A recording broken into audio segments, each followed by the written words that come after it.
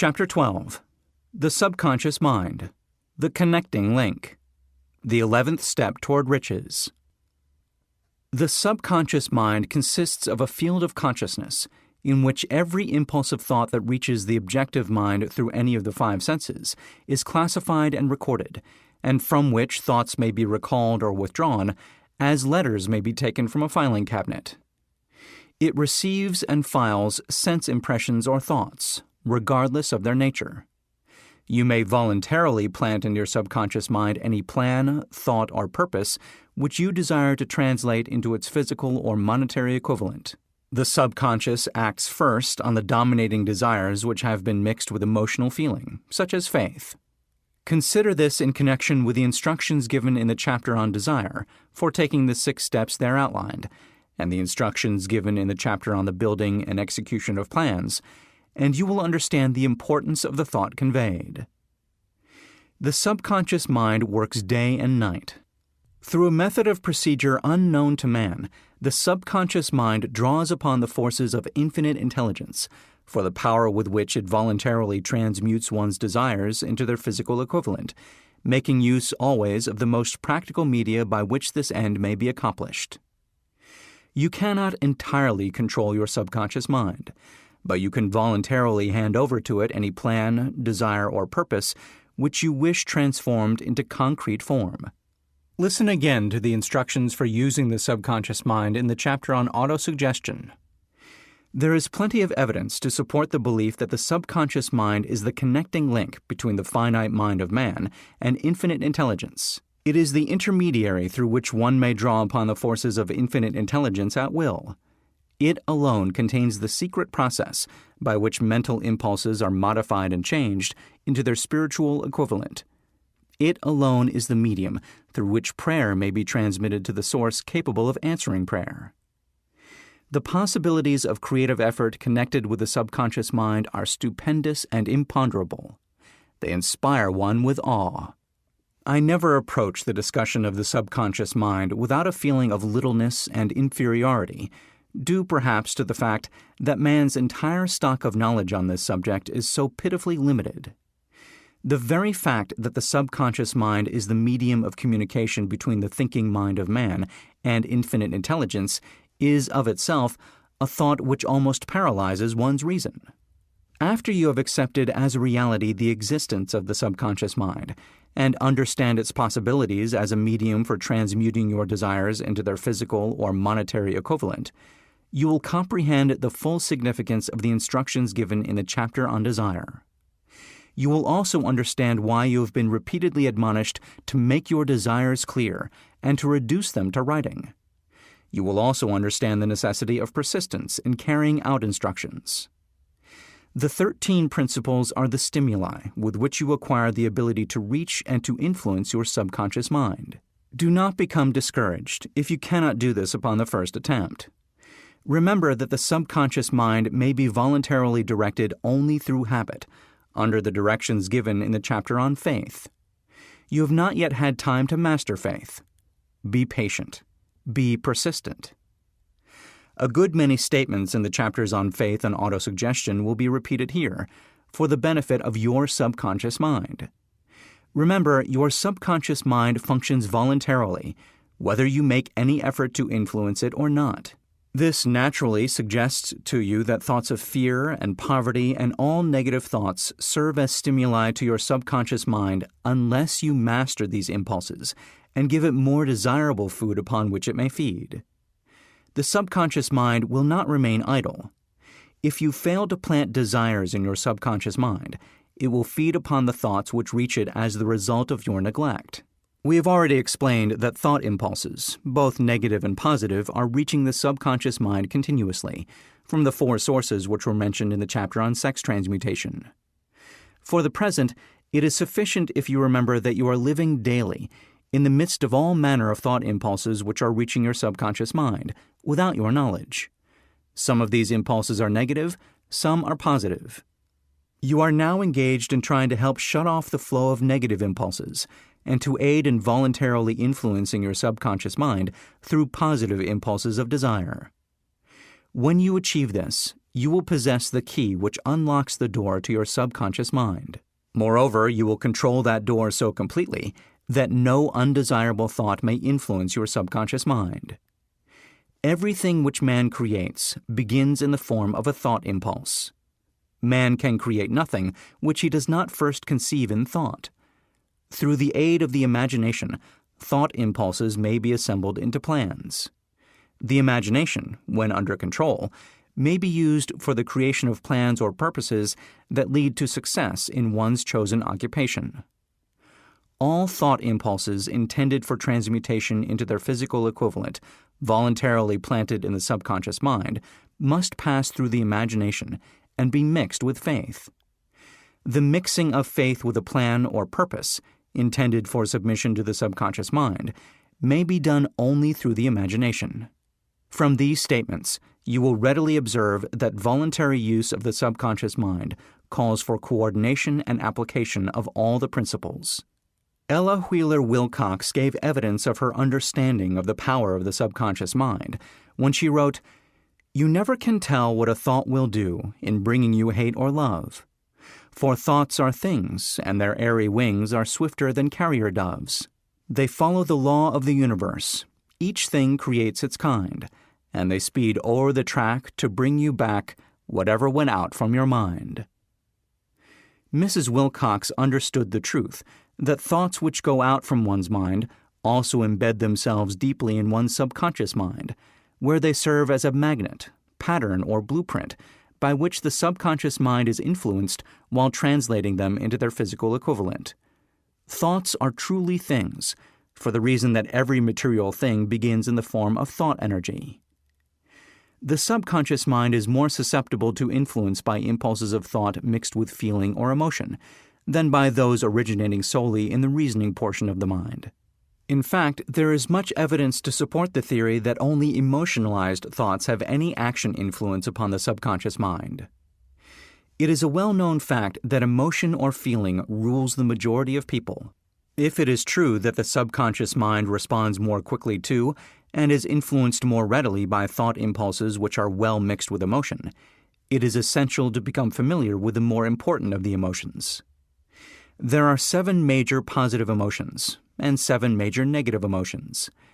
The negatives voluntarily inject themselves into the thought impulses, which ensure passage into the subconscious mind. The positives must be injected through the principle of autosuggestion into the thought impulses which an individual wishes to pass on to his subconscious mind. Instructions have been given in the chapter on autosuggestion. These emotions or feeling impulses may be likened to yeast in a loaf of bread, because they constitute the action element, which transforms thought impulses from the passive to the active state. Thus may one understand why thought impulses, which have been well mixed with emotion, are acted upon more readily than thought impulses originating in cold reason. You are preparing yourself to influence and control the inner audience of your subconscious mind, in order to hand over to it the desire for money, which you wish transmuted into its monetary equivalent. It is essential, therefore, that you understand the method of approach to this inner audience. You must speak its language, or it will not heed your call. It understands best the language of emotion or feeling. Let us therefore describe here the 7 major positive emotions and the 7 major negative emotions, so that you may draw upon the positives and avoid the negatives when giving instructions to your subconscious mind. The 7 major positive emotions: the emotion of desire, the emotion of faith, the emotion of love, the emotion of sex, the emotion of enthusiasm, the emotion of romance, the emotion of hope. There are other positive emotions, but these are the 7 most powerful and the ones most commonly used in creative effort. Master these 7 emotions. They can be mastered only by use, and the other positive emotions will be at your command when you need them. Remember in this connection that you are studying a program which is intended to help you develop a money consciousness by filling your mind with positive emotions. One does not become money conscious by filling one's mind with negative emotions. The 7 major negative emotions, to be avoided: the emotion of fear, the emotion of jealousy, the emotion of hatred, the emotion of revenge, the emotion of greed, the emotion of superstition, the emotion of anger. Positive and negative emotions cannot occupy the mind at the same time. One or the other must dominate.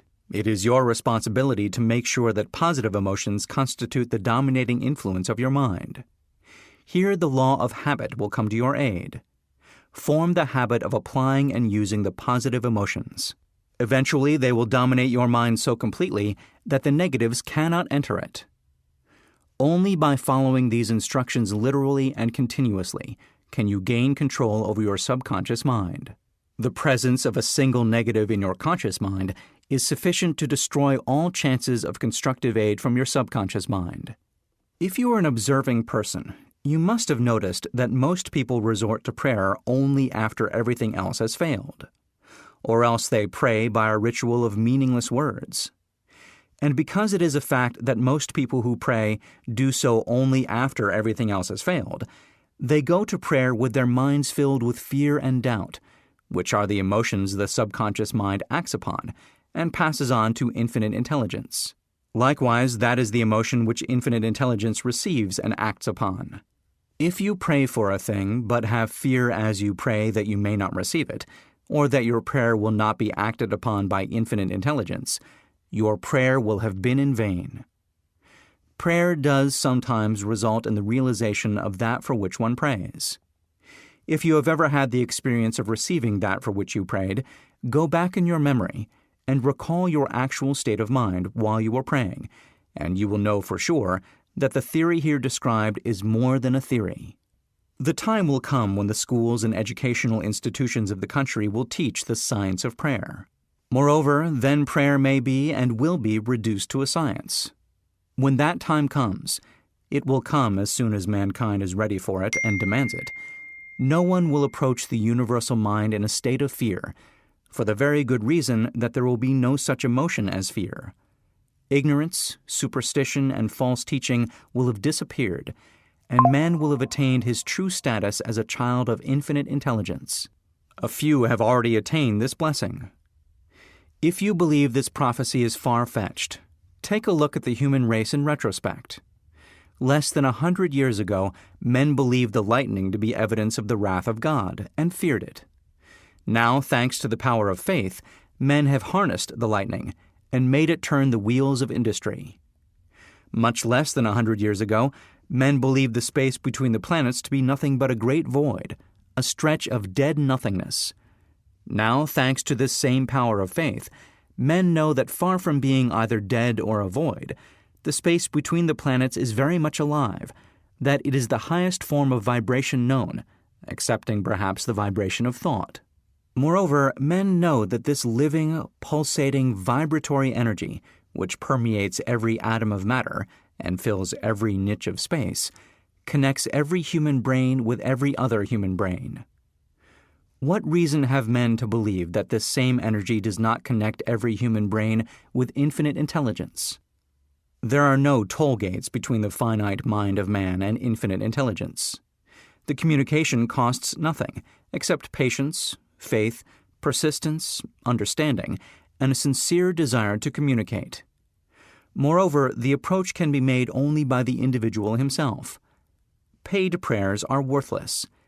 Infinite intelligence does no business by proxy. You either go direct or you do not communicate. You may buy prayer books and repeat them until the day of your doom, without avail. Thoughts which you wish to communicate to infinite intelligence must undergo transformation, such as can be given only through your own subconscious mind. The method by which you may communicate with infinite intelligence is very similar to that through which the vibration of sound is communicated by radio. If you understand the working principle of radio, you of course know that sound cannot be communicated through the ether until it has been stepped up or changed into a rate of vibration which the human ear cannot detect. The radio sending station picks up the sound of the human voice and scrambles or modifies it by stepping up the vibration millions of times. Only in this way can the vibration of sound be communicated through the ether. After this transformation has taken place, the ether picks up the energy, which originally was in the form of vibrations of sound, carries that energy to radio receiving stations, and these receiving sets step that energy back down to its original rate of vibration so it is recognized as sound. The subconscious mind is the intermediary which translates one's prayers into terms which infinite intelligence can recognize, presents the message, and brings back the answer in the form of a definite plan or idea for procuring the object of the prayer. Understand this principle, and you will know why mere words read from a prayer book cannot and will never serve as an agency of communication between the mind of man and infinite intelligence. Before your prayer will reach infinite intelligence, a statement of the author's theory only, it probably is transformed from its original thought vibration into terms of spiritual vibration. Faith is the only known agency which will give your thoughts a spiritual nature. Faith and fear make poor bedfellows. Where one is found, the other cannot exist.